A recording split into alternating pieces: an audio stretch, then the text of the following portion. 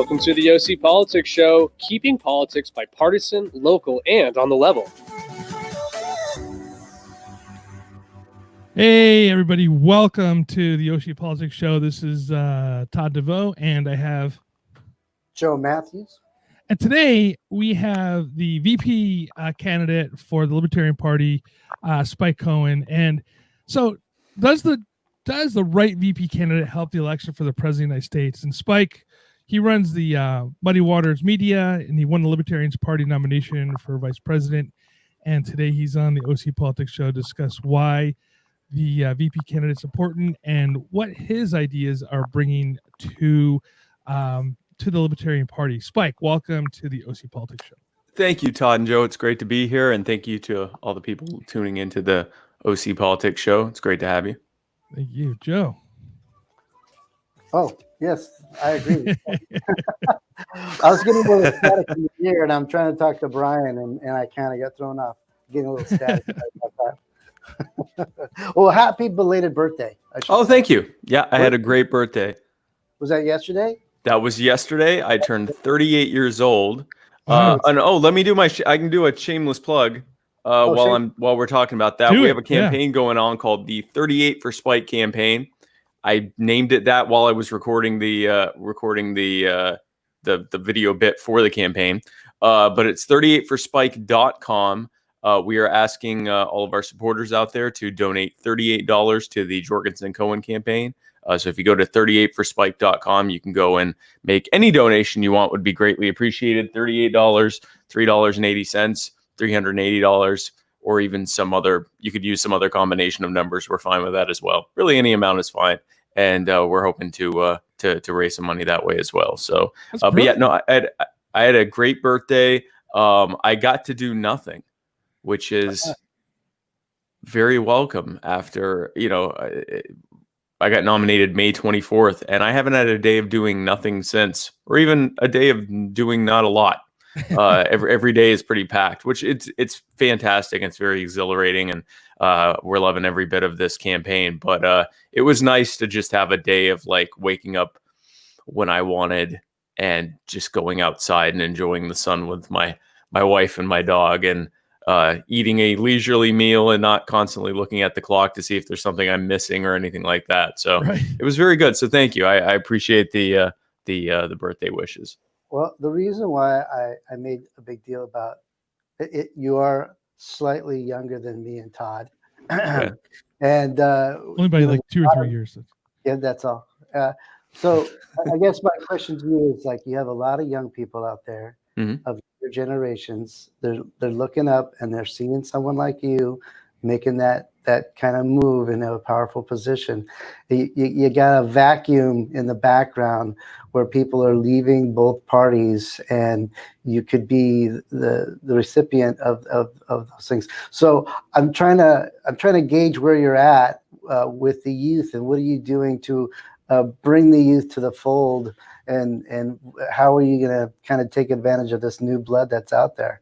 I just really like being referred to in an adjacent way with the youth, because I feel all of 38 years old, which I know that's young in politics. I don't feel young, and so when I covet when people refer to me as, or even just me and the youth. That's fine, even if you're not calling me the youth anymore, just me and the youth.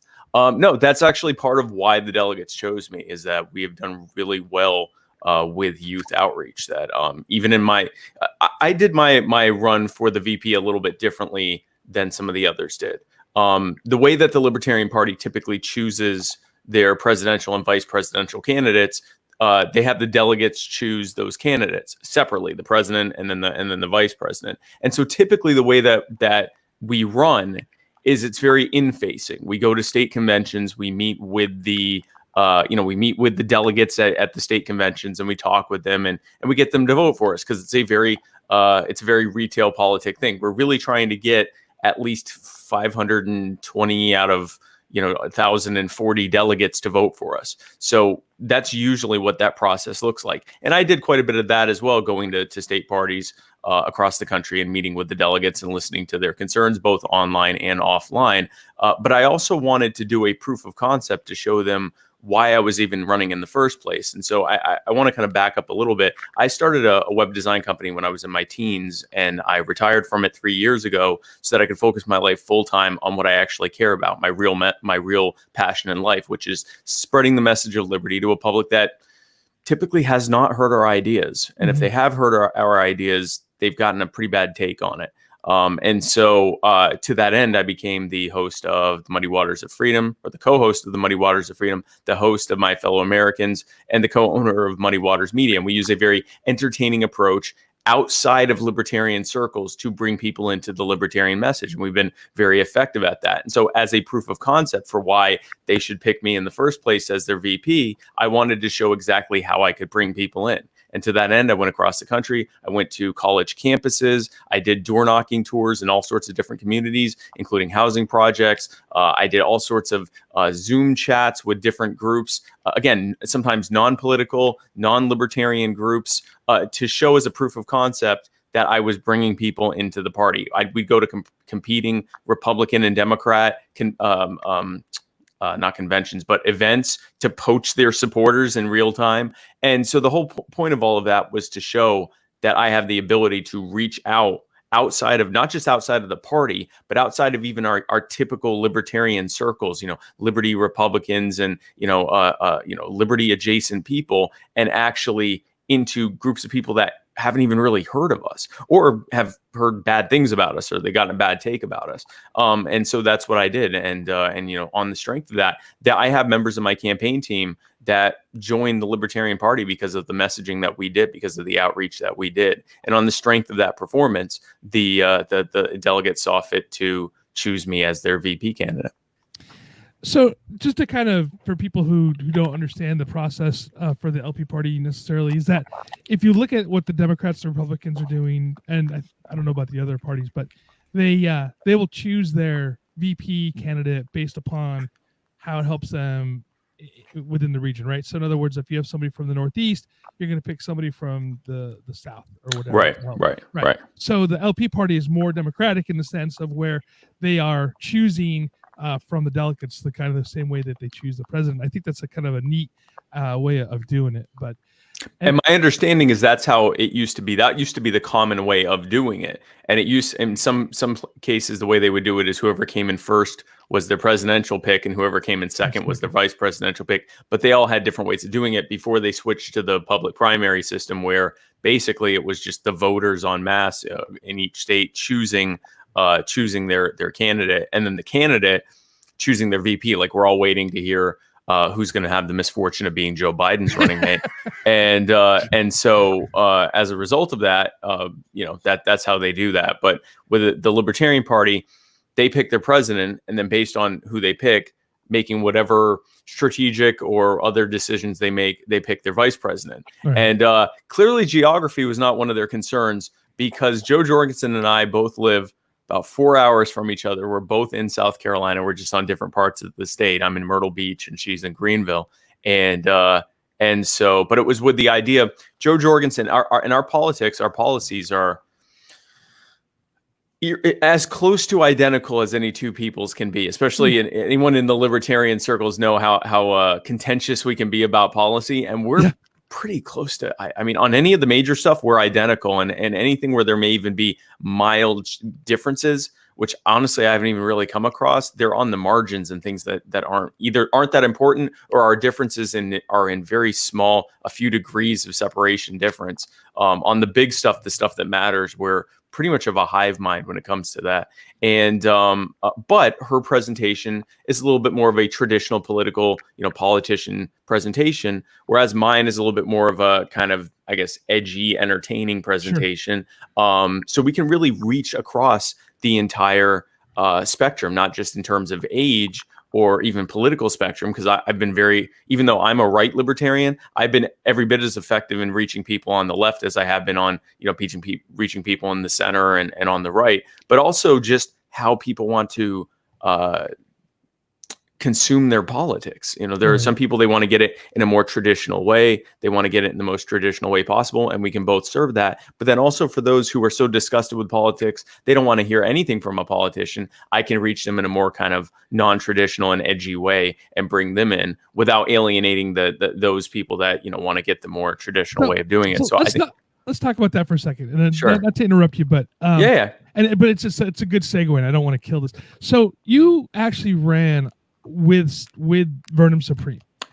Yeah. Right. As a ticket. Now, obviously, Mr. Supreme did not get tapped by the LP party. Now, I if you listen to everybody, if you listen to Vermin Supreme, his messages are spot on, right? I mean, he says some stuff it's you get past the comedy, if you will. The message is really good, right? But the question here is how do we get, how do people get the libertarian message through, say, someone like Vernon, how do you take them seriously, right? And people see him with his boot on his head and walking around with his ponies because with the ponies and everything. Right. Yeah. Like how do people take the Libertarian Party seriously with that? I mean, I understand why he does it. He's been doing it for years. He ran as a Democrat before as well, and things like this. He's getting his message out there. People talk to him because of the way he is. But how do we turn that into messages from people who are on the edge to getting to mainstream America? Well, let me first explain what it is he's doing for those who don't know, because if they just heard ponies just now, they're probably very confused. And then I can kind of go back to the how do we get taken seriously. Vermin has a very interesting way of using nonlinear messaging and a satirical approach that many comedians do and many satirists do to reach people who are so disgusted with the state of things in this country. They don't want to hear from any politician. Even if I show up with my slightly less traditional presentation and go, "Hi, I'm Spike Cohen and I'm with the Libertarian Party and I'd like to talk with you about self-ownership and how we can," they've already shut me out. They don't want to hear about it. They want nothing to do with it. All politicians lie in their mind. And they're right. I mean, all politicians lie. The government's out to get them. The system is not made for them. It's not even worth them voting. These are pretty libertarian ideas why they don't want to participate in the system. And if we could reach them, they could become very powerful, members of the Libertarian Party. They could become very impactful and understand that there actually is a party fighting to completely change that. But we can't reach them. But Vermin is able to use his approach. He brings them in, he gets their attention, he lowers their cognitive defense. They don't feel like they're being challenged or pandered to by a politician. And over time, after hearing his message, it draws them in, and then they want to find out more. And he's been incredibly effective at it. And Joe and I are very, very honored to have Vermin supporting our campaign and helping bring people into the party and to our campaign. And, we're running a campaign to completely revolutionize how things are happening in this country, to solve the problems that have been created by the Democrats and the Republicans using common sense libertarian solutions. Now, your question is more of a strategic one. How do we get taken seriously after that? And the answer is that, first of all, there's an entire segment of the country that will only take a party seriously that is going to understand that this entire political spectrum, this entire political system that has been set up by the Republicrats and their media cronies is a joke and should be treated as a joke. And so they're not going to pay attention unless we're using something like that. Mm-hmm. And they make up something like anywhere from 30 to 40% of the eligible voting public, depending on who you ask. So it's a pretty sizable vote. If we could get all of them to vote for us, we'd win in a landslide. But when for example, if I get asked by the media, how can you be taken seriously? I give a little, mini pitch about the satire and how effective it is, and how honored we are that, we have such a great satirist helping bring people to the party. And if they keep pressing on, ponies and zombie power and all of that stuff, I'll say, I'm confused. Do you want me to explain satire to you? That usually stops them. And if it doesn't stop them and they keep pushing forward, not realizing that they're now the ones walking into a trap, if they keep going, I say, listen, okay, fine, I'll explain satire to you. Satire is a means of using a silly and seemingly nonsensical message to actually portray a serious underlying message behind it, and it's an incredibly effective way to reach out to people. In fact, that's why if you look at major media like you, and obviously not you, but the person that would keep asking me this, your type of media is dying because people recognize that you and the Republicans and Democrats have taken the level of political discourse in this country and risen it to the point of it being a joke.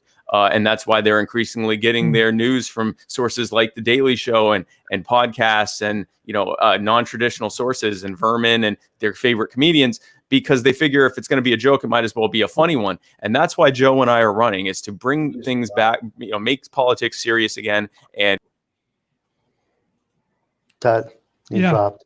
We just lost him. So did Todd. What the flip? Hi. There we go.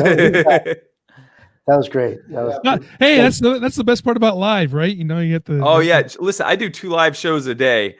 So nice. I can absolutely empathize with you when something happens in your live and you're like, what's happened? So I'm just glad it's not my fault. Yeah, no problem. But yeah, so I mean, I don't know how long after I was talking that I got cut off, but basically if when media tries to do that, how can you be taken seriously thing, they usually end up regretting it. Because the reason that he is popular is because they're a joke, and because an increasing number of people recognize that media and the political discourse of the Republicans and Democrats is a joke and should be treated as one. So that's the answer. Right, going back to the whole comedian thing, and I think through history, right, the comedians have been the satirists. If you go all the way back to back into the Greek times, right, the satirists were the ones that actually pushed political messages across. And exactly, you take a look at Mark Twain, and you take a look at William Shakespeare. Shakespeare, right? Yep. Absolutely. So it's the history it makes sense, and this is how we kind of consume that. But kind of moving on to that, and Joe, I'm going to pop past you since it goes along with the same question here. People keep asking for the third choice, and I look at some of the comments over here in the comment section, and a little bit that's going on as well. And but people are unaware of. It's weird, right? People are still unaware of the Libertarian Party and exactly what they stand for. And, when we talk about the Libertarian Party, when we bring them into the conversation, there's a lot of education that has to be brought up into, and actually some of the history where the Libertarian movement back in the 70s, moved, was already talking about criminal justice reform. Right, was already talking about, making it easier for people to do different things within the country, as far as reforming education and things like this. And it seems to be that, and third party's history all the way from even before that, but the Bull Moose Party, for instance, with Teddy Roosevelt, they've gotten absorbed by the larger party with Democrat, Republican. That's what it's been for the last 100 years or so. How do libertarians get their message out? And I'm looking at some of the things over here, and some people are still, feel like they want to leave the Libertarian Party, go to Green, which is really weird. But anyway, that is what it is. Green Party really very to the left. Libertarian Party is more to freedom. How does the Libertarian Party get their message out there? And there's 42% of the population, or the registered voters, didn't vote last election. Yep. Right. How do you capture that 42%? Well, the thing is, again, most of them think it's a joke, and they understand, a lot of times we're told that the reason that anywhere from 40 to 46% of eligible voters, so 42 is kind of in the middle there, did not vote in the 2016 election, which is not uncommon. I mean, that's typically it's anywhere from as low as 30, 35% to as high as 50 or 55% that don't vote in any given presidential election. And, the very unfortunate stereotype there is that they're just so lazy. They don't care, or that they don't care. And that's not true. If you actually listen to the reasons behind why they don't vote, they're pretty libertarian sounding reasons. They recognize that this system is not for them.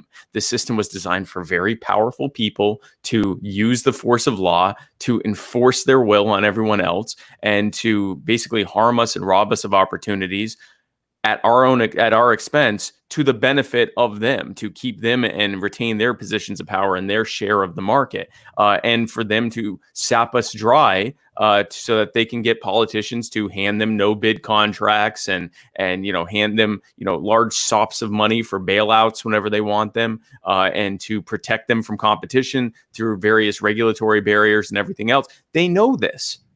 That's why they don't vote, because they're being told you really have two options. And they go, all right, well, if these are my two options, they both suck and I want nothing to do with them, so I'll just stay home.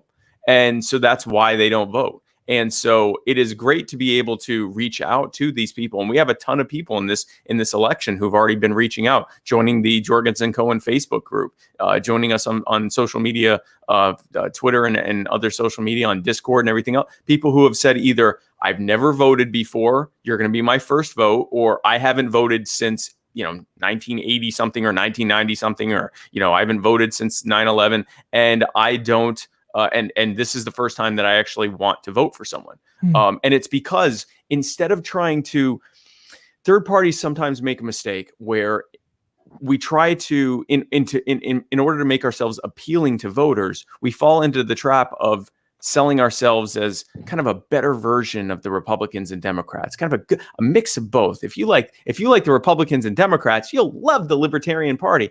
The problem with that is, A, they don't like the Republicans and Democrats. The only reason they're voting for them is because they think they're the only real option. And B, you're not giving them a reason to vote for you. A third party candidacy is historically an invitation to voters to vote for an option that historically doesn't have the best choice of winning. And so in that, with that understanding, if you're selling yourself as something marginally better, but still roughly the same as the Republicans and the Democrats, you're giving them two choices. One choice is the Republicans and Democrats who don't really represent them and they don't really like, and they're not really that great, but they're more likely to win.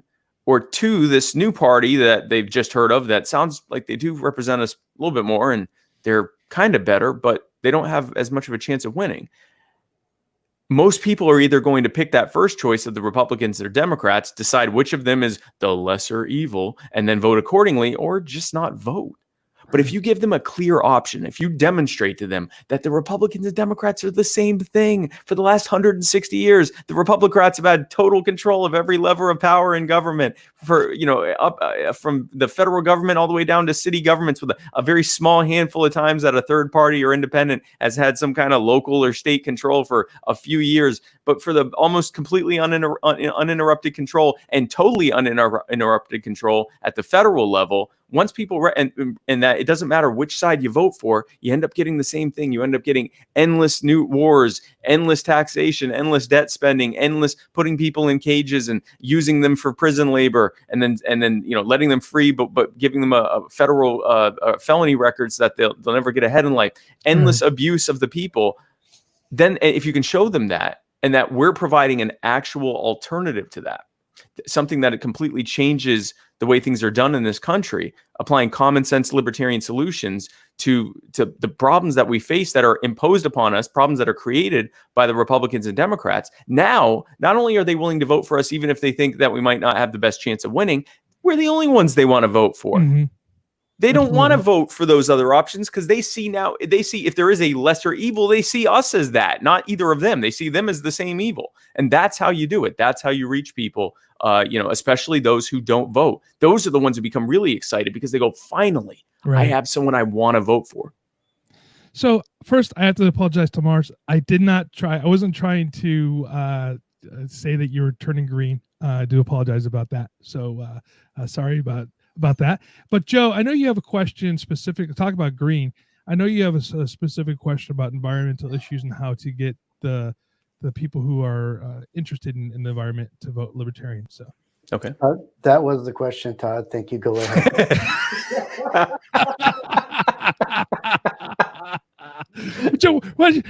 I was wondering. I was like, when you're asking, I'm like, well, what's the question? It sounds I feel bad because Joe's like a super intelligent guy. He teaches poli-sci. He's sitting over in the corner being quiet. And I keep dominating. And I feel my turn. It's your turn, Joe. Yeah. I can't wait for this question. Joe, this is Spike. Spike, this is Joe. Go ahead. Hey, Joe, how are you doing? I'm going back to the young people again, and the environment. It's getting lost again in all this quagmire of political unrest and epidemics, and we're kind of forgetting, the environment as to me the number one concern on the planet. And Trump has done an excellent, efficient job rolling back regulations on the environment. Now, I know that's not quite the Libertarian Party's thing is to have regulations, but in terms of what Trump has done, would the Libertarian Party be willing to reverse those actions and work closely to make better ones? So here's the reality of what happens when government gets involved. Cronies benefit and everyone else suffers, period. That's what happens. So we'll apply that to the EPA and to the environment. Here's what the EPA's purpose is: to create regulations that the cronies write to make sure that small and medium businesses cannot compete in those spaces and basically either go out of business or have to fold and go under one of the larger ones. And then, so they do that first. They create a regulatory burden, a series of increasingly difficult regulatory burdens that make sure that new disruptive actors can't compete in those given markets. And then what they do is when those cronies, when those big businesses inevitably do leaks and spills and pollution and meltdowns and everything else, and cause immeasurable damage to the environment, like literally immeasurable damage, sometimes in the tens of trillions, but can't even be measured. The EPA then issues them absurd fines. I won't even call it a slap on the wrist, because you feel a slap on the wrist. This would be like taking an eyelash and rubbing it gently against the wrist. A company will do literally trillions of dollars in damage after a leak or a spill or something like that, and they'll get a fine in the millions. But what the EPA also does is shield them against litigation. You can't sue them because the EPA took care of it, friends. And then the next thing they do is they make us pay for the cleanup. They externalize the cronies' cost to us who just suffered the damage. This is what government does. Government protects the powerful, gives them little nothing fines to say, justice has been done here. We fine them. You fine them nothing. Fractions of a penny on the dollar. Fractions of a penny on a dollar. Infinitesimal amounts compared to the damage they did. And then you protect them from us being able to sue them for what they did. And then you make us pay for it. You externalize the cost of what they did. So that's what happens when government gets involved, and they call that environmental protection. It's not environmental protection. It's big business protection. It's crony protection. If instead the government got out of it and said, hey, listen, you spill and you can be sued for all the damage you caused. And that will destroy your business, and that will be a major deterrent so that you never do it in the first place, because that way you won't want to do it, because if you'll lose everything that first time you mess up, you won't do it. You'll do everything you can. You take every precaution you possibly can to make sure you don't face those lawsuits. Okay, but that will never happen as long as the federal government's involved. Give me an example of an action, a pro action that the Libertarian Party would take for the environment. How would it show its its voters that they care? I would show those examples, just like I was saying, of these leaks and these spills and everything that has happened under the EPA, under the federal government's protection of the environment. And what exactly happened? The leak happened, the spill happened, often not as a result of an accident, but as a result of their just patent negligence, because they knew exactly what would happen when it happened. The EPA steps in, issues them a fine of nothing, of millions of dollars against a multi-billion-dollar company that just did trillions of dollars in damages, shields them from litigation because that's how the rules are written, and then makes us pay for it. And this has happened with asbestos. This has happened with leaks, with spills, with nuclear core meltdown. All of this stuff has happened, and we have to pay for it. And they get away scot-free, continuing to pollute at will, simply removing those protections against them and letting us sue them, and them knowing that we can sue them and take everything from them. Because if it's a negligent thing, it's not just the company. They as individuals can be sued. That company goes out of business, and those wealthy people that owned it lose everything. If they know that happens, No government needs to step in and tell them what to do. They'll do it so that they don't have to face that, or they won't even get into that business in the first place because it's so polluting that that it's not worth the risk of even doing it. That's how you deal with that. We need to, and you can do this when you explain how government does stuff. We are explaining to the American people how the government is helping you by making sure to be the head fox to protect the hen house. And that what ends up happening is exactly what we see every single time. The reason that people get so frustrated at government is because, yes, it's protecting its big business cronies, because that's what it's designed to do. That's what big government does. That's why it was created. A government that is doing anything other than protecting your life and your right and your property in an immediate way is only existing to serve the powerful and keep them entrenched. That predates U.S. history. That is the entire history of government from Babylonian times and Macedonian times all the way up until now. It is a history of powerful people protecting their friends at the expense of literally everyone else. Okay, well, let's move on to a different kind of power structure. Okay. Our law enforcement agencies these days. Yes. And let me ask you a question. It's a hypothetical. What if you're sitting with your president-elect, and it's time to tell the Attorney General to put out some new policies and procedures?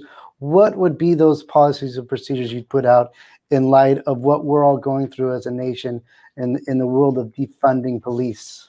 Well, we have to look and see what the problem is right now. The problem is that the police are unaccountable. And not just the police, but government officials across the board, politicians, officials with various government agencies. Government from top down is completely unaccountable. And that's a common thread we keep hearing, right? Government making people not be accountable and letting them do whatever they want to the people. We just talked about that. And they do the same with themselves too. If that's any consolation, if you're sad to hear that government is protecting big businesses, hopefully there's some consolation that they also protect themselves against any accountability. We have something in this country called qualified immunity. And what qualified immunity is, it was introduced in the 1950s and 60s by the Supreme Court, basically to protect police and government officials who were abusing civil rights protesters and anti-war protesters. That was the basis of it. It was a justification that said that up until then, if law enforcement officers or any other politician or official abused the constitutional rights, including killing someone or doing anything in an unjust way, they could be sued. They could be held accountable. Qualified immunity said that if the officer or government official or politician determined that it was reasonable, then they couldn't be held accountable. Now, imagine you could go to court and say, Your Honor, I know I've been accused of murder. I know all that. But I think what I did was perfectly reasonable. And the judge goes, oh, okay, if you thought it was reasonable, then the charges are dropped. That's qualified immunity. And it's actually gotten worse. In 2001, they said that even if you couldn't possibly think that it was reasonable, even if a court determines that it couldn't possibly be reasonable, which almost never happens, unless that exact same thing happened in that exact same jurisdiction, setting precedent and case law, you still had to be found to be qualified immune to it. So, for example, there were two Tennessee police officers who arrested someone and they had surrendered. And they went and had their canine officer maul the person that had already surrendered.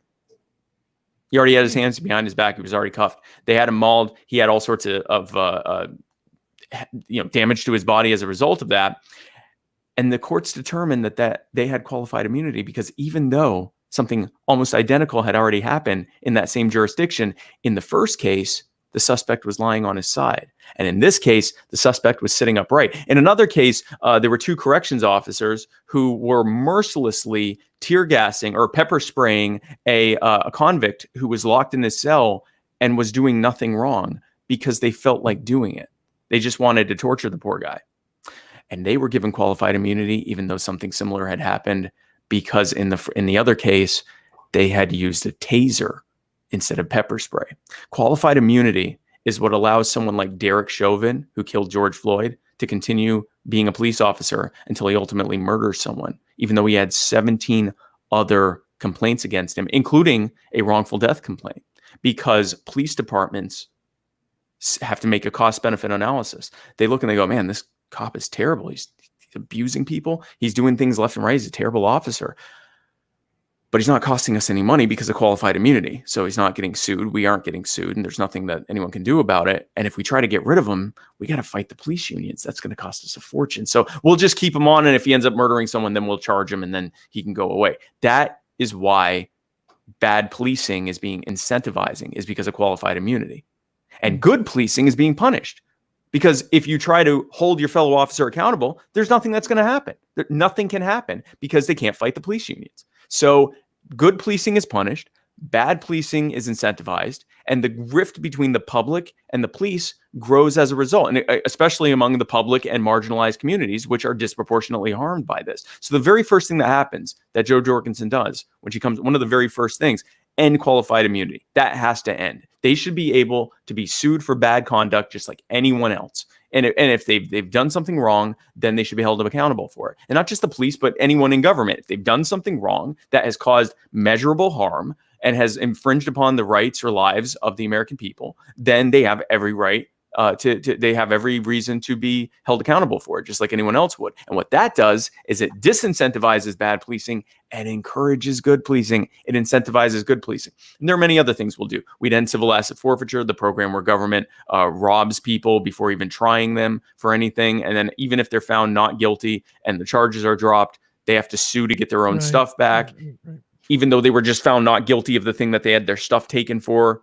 We would end that program immediately. That is a federal program that is managed from the top. That would end immediately. We'd end the 1033 military surplus program where the military industrial complex dumps military, not just the equipment, but the training. We don't talk about that much. We talk about how, why is my local police department getting a tank? That's the absurdity of it. My police department's getting a tank, but they're not just getting the tank. They're having military contractors come in and train them how to use a tank. They're now getting military training, not de-escalation training. They're getting training on how to use mine-resistant armored personnel carriers and tanks and grenade launchers and breaching equipment and armed drones and all of these things that have no reason to be in our neighborhoods. But even worse, they're getting training on how to treat us like enemy combatants. Everything that they're being taught by military contractors who teach military personnel how to fight overseas against heavily armed enemy combatants. That's the same treatment. That's the same training that the people who are protecting our communities are getting. And it's changing their mindset. We're hearing more and more police officers talking about going to the front lines. These aren't the front lines. These are our neighborhoods. We want to get home to our families safely, and we are scared of an increasingly militarized police state, not just in equipment, but in mentality and in training. That program would end immediately. And we'd end the war on drugs and many other things that are creating this gap.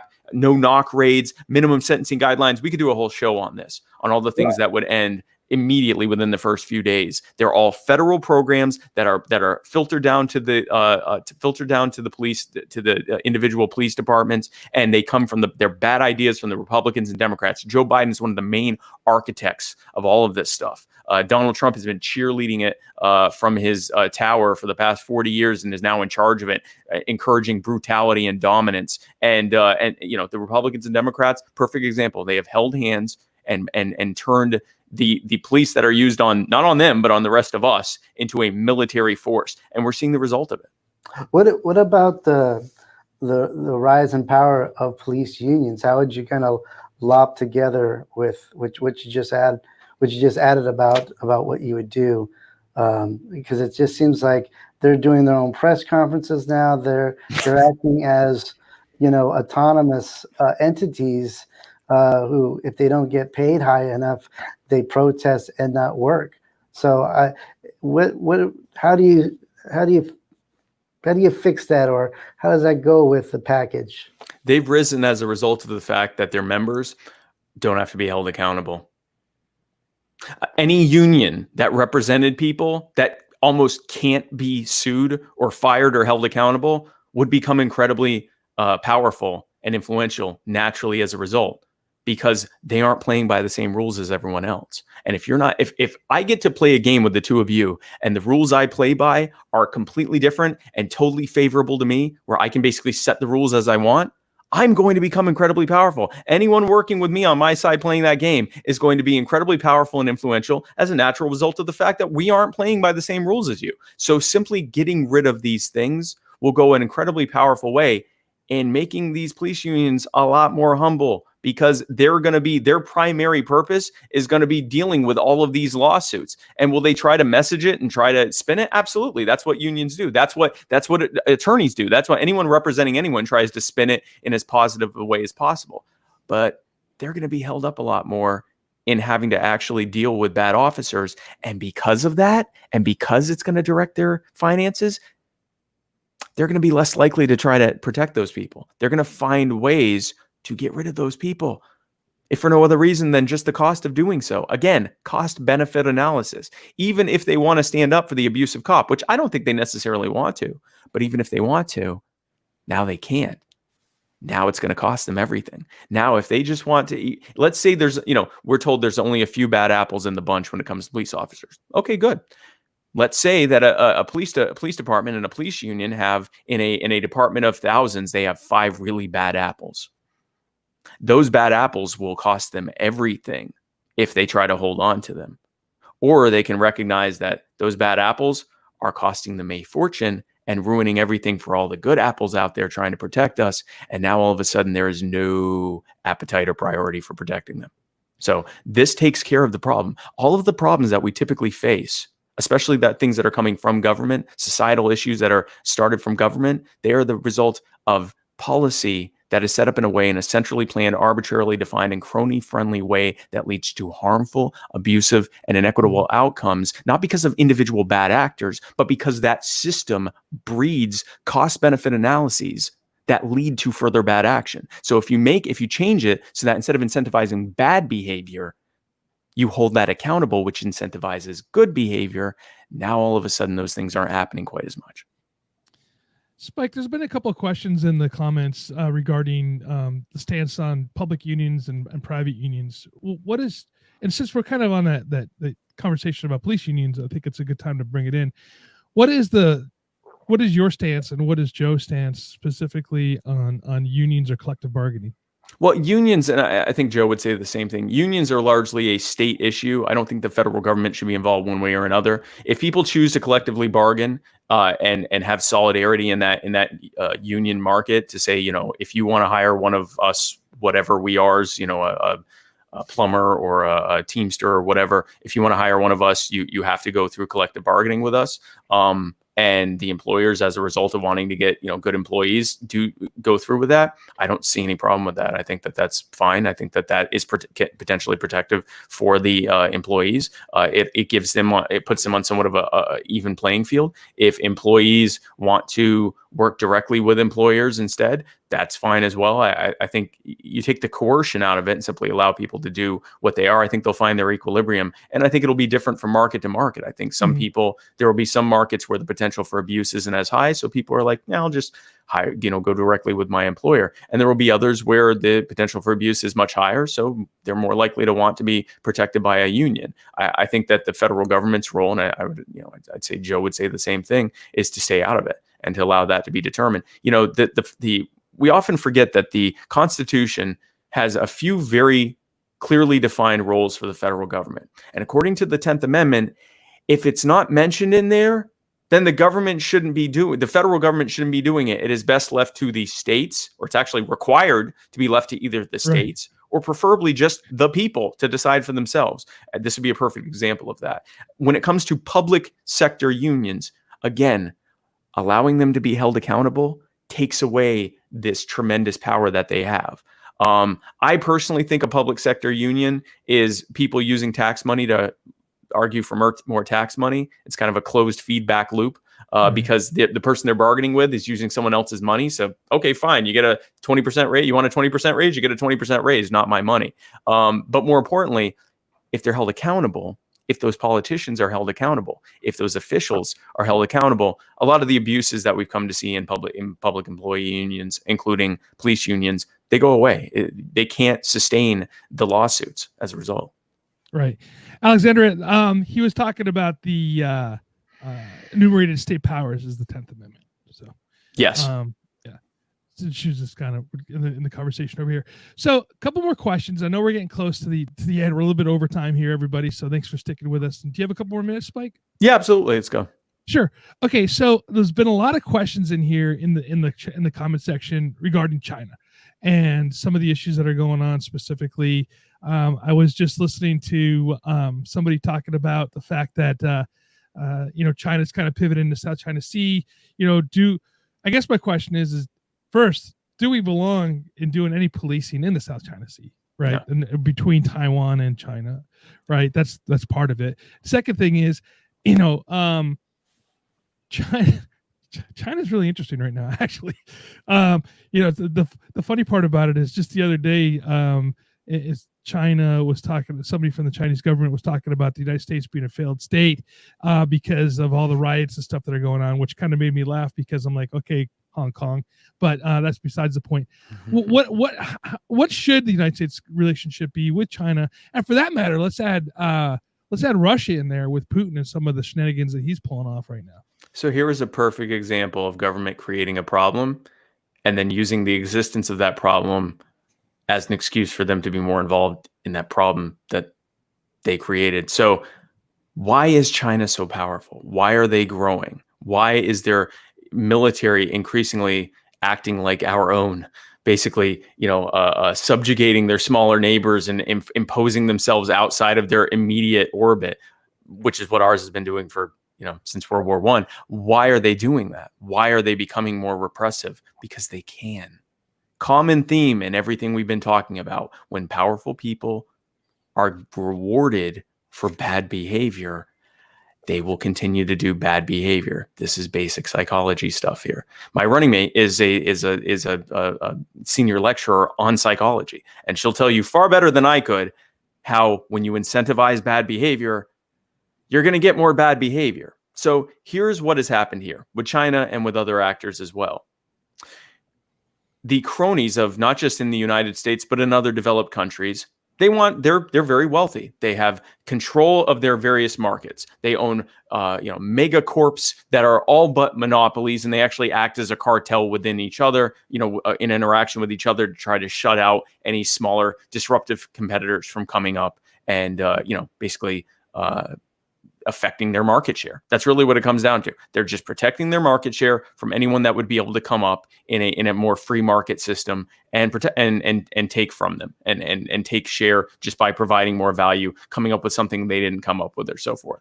And so what they do is they use government and they make regulatory burdens, and they push for public interest groups that say that this is for your protection, environmental protections, like we were talking about before with the EPA, labor protections, taxes for society. All of these things that they introduce they have one reason and one reason only: to keep out people from being able to move up, because they can afford the cost of complying with all those regulations they just wrote and gave to their favored politicians to sign into law. They know you can't. They know that the competitors can't. And then what happens over time, as that regulatory burden rises so that no one can afford to do business here, they just move.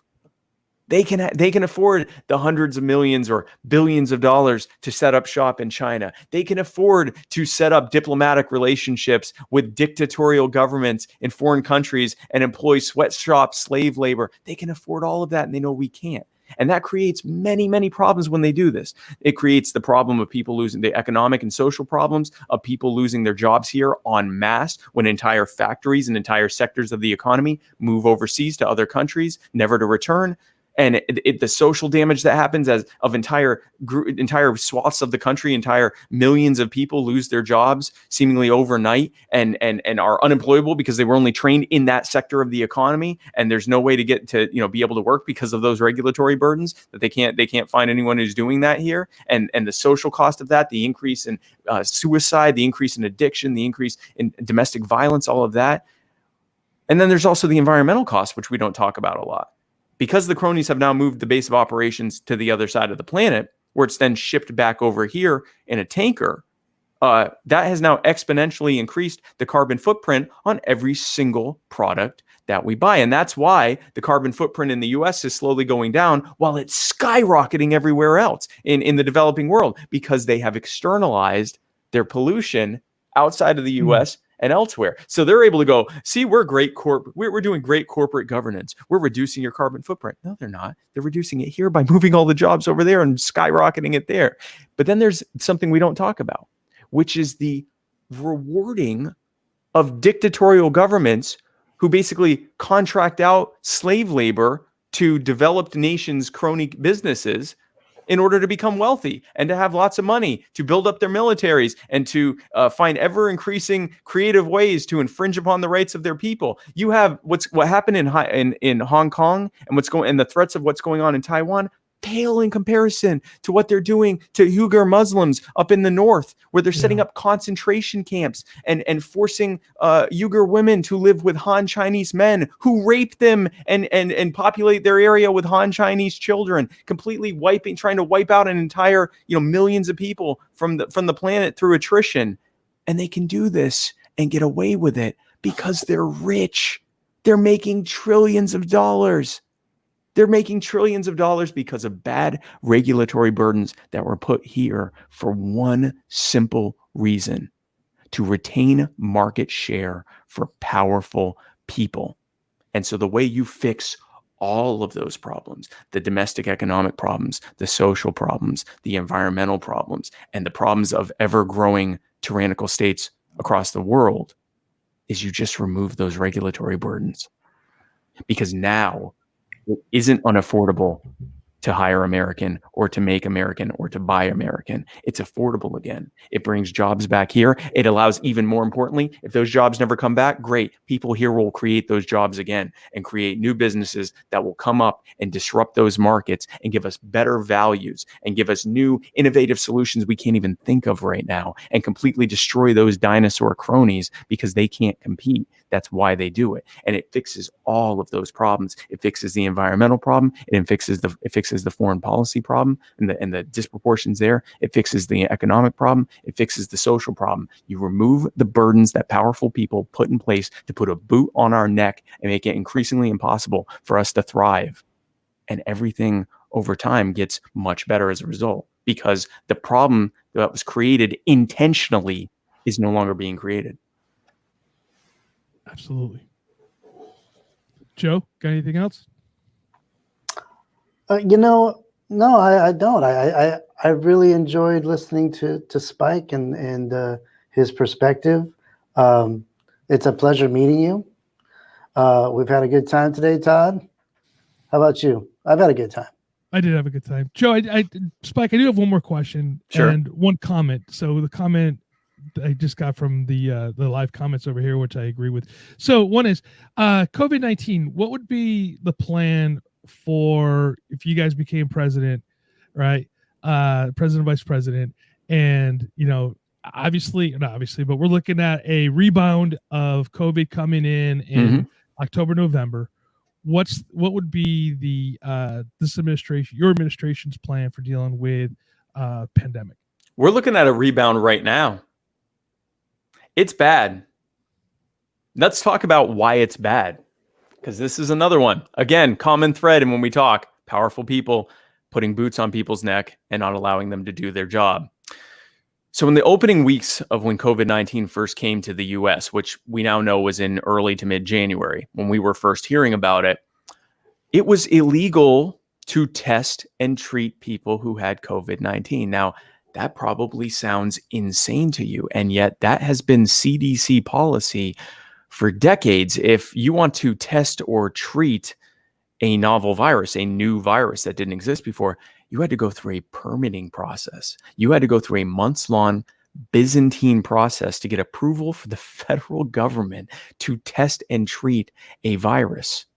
And so what happened was, when the first patients were going to doctors' offices and saying, "Doc, I'm not feeling too hot, and I just got back from Wuhan, China, and I'm hearing about this thing on TV, this coronavirus thing, and I'm worried that I might have that," the vast majority of doctors said, "Well, unfortunately, there's no way we can test for it because it was illegal."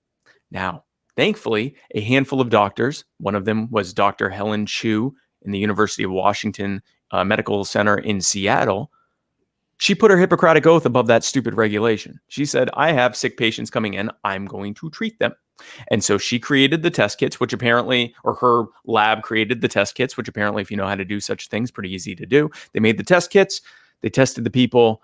Some of them came back positive. COVID-19 is here, or SARS-CoV-2 or whatever they were calling it back then is now here. And they went to the CDC and said, hey, listen, we're already testing people. It's coming back positive. It's here. We have to do something. Do you know what the CDC's initial response was? They said, destroy those test results and tell no one, including those patients. Don't tell them a thing. Send them home. Do not treat them. This highly virulent pathogen that doubles every 2 days if left to its own devices, they told them to leave it be and to let people go on their way. And thankfully, those same doctors put their Hippocratic oath again over the stupid regulation and the stupid orders they were receiving, and they released it to the public. And that powerful act of civil disobedience forced the hand of the CDC, so that now you still have to get approval of the test, but you get provisional approval, which basically means they're going to let you test, and however many months from now, they'll give you the official approval when they've already been testing for months now. This could have been contained. Medical professionals on the front lines in the hospitals and healthcare centers and medical universities across this country were ready to deal with this. They were not allowed to. That is why the United States is facing a situation so bad that other countries are considering not allowing us to go until further notice, because we're so heavily infected. And then, as a result of that, the Republicans and Democrats in the various state governments decided that the best way to move forward was to tell everyone to stay home, don't go outside, don't go visit your family, that's unsafe, don't go to the beach or the park, that's unsafe. Don't go to small businesses and to a furniture store with 5 other people in it, or to a hair salon with 6 other people in it, because that's dangerous. Go to Walmart, go to Costco, go to Target. Hundreds of you go together, all together at once in these buildings. Huddle together as close as you can, because that's safe. And you better do what we say, because if you don't do what we say, then we will put you in a cage where you are almost certain to get COVID-19. And the threat there is very explicit. Do what we say, or we will infect you. That has been the government's response. You are not allowed to test and treat this. This has to go completely, uncontained for as long as possible, so that it is impossible now to try to put that genie back in the bottle. And we will use that as an excuse to try to order every aspect of your life, with the implicit threat that if at any point you do not listen to us, we will make sure that you get it. That is the protection of government. What Joe would do is remove those absurd regulations and remove those ridiculous agencies whose only purpose is to make it hard for medical professionals to do their job. Why? Because of the benefit of the cronies. Surprise, surprise. These systems are put in place to make sure that powerful, wealthy actors in the healthcare space continue to profit obscenely. Pharmaceutical companies can completely gut their research and development departments and stop making new drugs. Why? Because they don't have to. They can simply squat on the patent protection they get from the government and sit on decades-old medications and jack the pricing up 100-fold, 1,000-fold.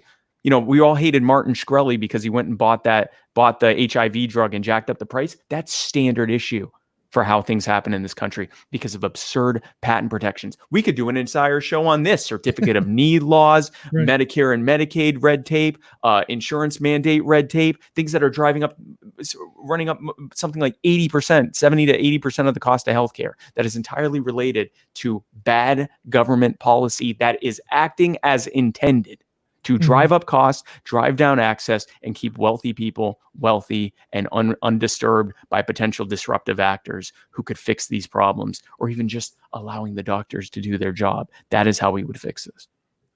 Awesome. So next week, actually, here on the OC Politics Show, we're going to be discussing the John Wayne Airport and the fact that they want to do a name change to the airport and take down John Wayne's statue and whatnot. And so some people actually are asking the question in here, what would be the your administration's view on this whole statue stuff? and I'm gonna caveat that a little bit, because I know if it's a state or local one, I know your views. The federal government should get involved. But what about like the federal government statutes, such as the mall in Washington or the national parks and things like this?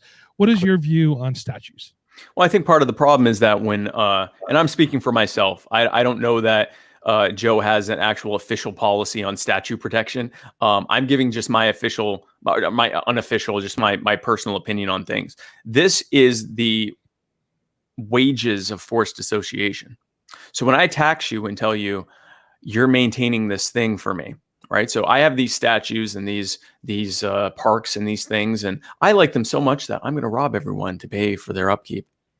What happens is, if those are statues of people who enslaved and tortured and massacred your people, you're not going to be very happy about them. Now it's no longer just a statue that exists out there that I don't like. It's a statue that exists out there that you're being robbed to pay for. You're being forced to pay for its maintenance and upkeep and protection and everything else. And because it's owned by the government, we're basically co-signing it. So in every action we're doing, we're saying this is what speaks to us. So again, if that is the equivalent to your people of a Hitler or a King Leopold or a Stalin or a Mao, now suddenly it's not just an innocent statue. Now it is a painful physical reminder of what this government thinks of you and your people. Mm-hmm. And so I think the best way to handle this typically is to simply privatize the land, allow someone to own it, and they can do whatever they want with it. If they want to leave the statue up, they leave the statue up. It's their statue. It's their property. If they want to take it down and put up something that's more representative or showing solidarity with people who were harmed by whoever the previous statue was of, if they want to take it down and make it into something else, whatever they want to do with it, it's theirs. You've taken out the forced association. So many of the cultural problems in this country are cultural problems that are being forced upon the fact that everyone's being smushed together and forced to pay for whatever the outcome is. And so it becomes, instead of differences of opinion, your neighbor who may disagree with you is now your opponent.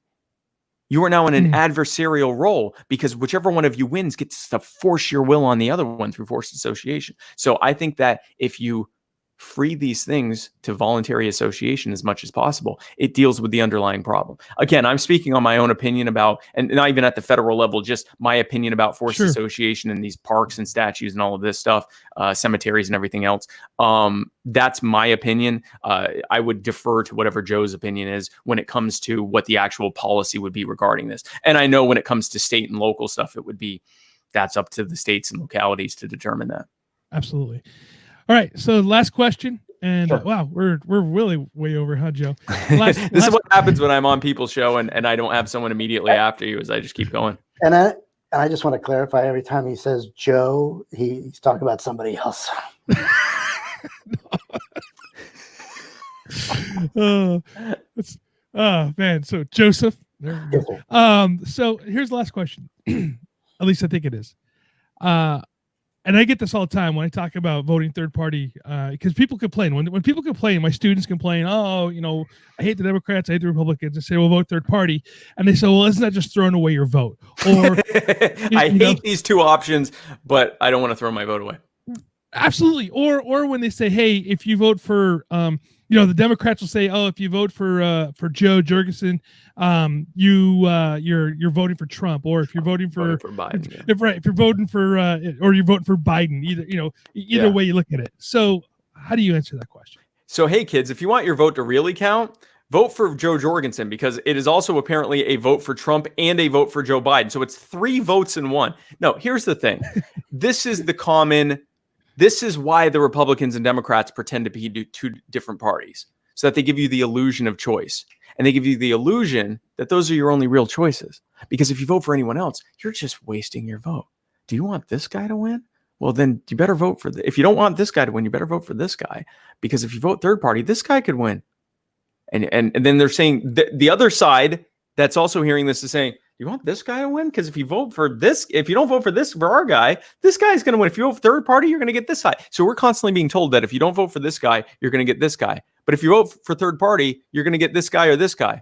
Okay, fine. So then I'll vote for third party, because it sounds like it doesn't matter what I do. Right. The bottom line is what you're being told is that your vote is a waste. It is a thrown away vote, a wasted vote if you vote third party. My answer to that is that a wasted vote is voting for the people who created these problems, who every 2 to 4 years tells you that they are the only solution to those problems that they created and that they continue to create and make worse. What a patent, craven, cynical ploy to keep you enslaved to a two-party system, to keep you mentally in the feeling that you have no other option. What a terrible and cynical way of gaslighting people to make them feel like they don't have another option. 350 million people almost that are in this, it's like 330 some odd million people that are in this country, but you only have two options and they both suck. They both are terrible. They both are everything that I hate. The approval rating of Congress is something like 11 or 12 or 13%, and yet they have a 90+% incumbent re-election rate. Right. You know why? Because they're told that they have to vote for them, or this worse or evil is going to get elected. And if you say, but what if I vote for someone that isn't evil? Oh my gosh, you can't do that because that worse or evil could win. Well, what if I tell you that the reason your options keep getting worse is because you keep voting for the two bad options? And that the only way to break that cycle is to start voting for other options. You don't like the Libertarian Party? Okay, fine. Vote someone else. But vote for another option. Vote to give yourself. Make your vote finally not be thrown away. And vote for something that matters to you. Because when you do it and enough other people do it, plenty of other people are going to say, wait a second, now I'm the one throwing my vote away. And then we'll actually have more options. Then in a nation of 350 million people, it won't be 2 options. It'll be 3 options, 4 options, maybe 12 options. 350 million people. Why are we not looking at an entire slate of options with all different ideas and all different backgrounds and all different levels of experience and everything in between? Why is the idea of even just a third option so controversial? Because those first 2 are just one option. They want you to think that that they're the 2 options. They're only one option, bad or bad. That's right. If both options are equally terrible, that's the same option. So that is my answer to that. You throw your way a vote by voting for the people that created the problem and tell you that you have to vote for them because that's just how it is. That is throwing away your vote. Let's stop throwing away our votes and vote Libertarian. Joseph Matthews. They could change his name now to Matthews only. Sorry to throw you off. Mr. Matthews, I guess, sir. Mr. Matthews, do you have anything you'd like to say to me? No, I tried to say goodbye, but Todd had 5 more questions. It's all love here, the OC. Let me ask you a question. What do you know about the OC? I mean, would you make your way around here during the season here? Yeah, absolutely. We're actually working on a California tour for later this year. Obviously, I mean, originally the idea was whoever got the nomination was doing a 50-state tour. And obviously with the conditions that the government has set as a result of the pandemic they unleashed on us, it's kind of hard to do that right now. But we are planning to do that. We do plan to have a California tour, West Coast tour. I have a tentative tour in Washington of 5 college campuses there with Anthony Welty. If I'm already in the West Coast, I'm probably just working my way down the West Coast. So yeah, no, we are absolutely planning to go to all through California. California is the biggest state for the Libertarian Party. I think something like 13% of our delegates are just in California. So we'll definitely be giving some special love to California. How many delegates are in Orange County? Orange County, I don't know offhand, but there's over 100 delegates just in California. And we only have 1,000 delegates total. It's like 120 delegates or something like that.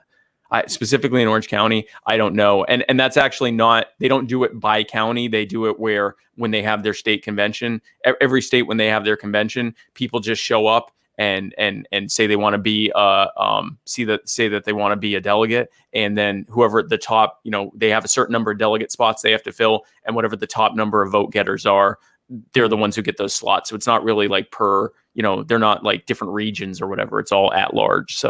But no, we absolutely OC definitely work our way to Orange County and throughout California. I'm sure we'll be spending quite a bit of time there just as soon as it's feasible to do so.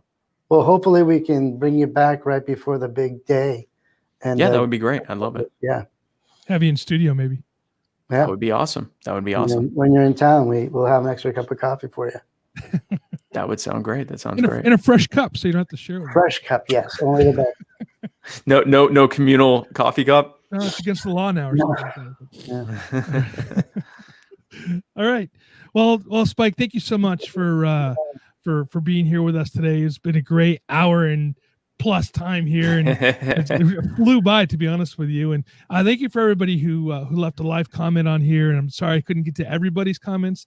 And if next time when Spike is in studio, we can have you guys asking questions directly and whatnot. So until next week, JOJ2020.com, my website, or Joe's website. Thank you. All right. Thank you. All right.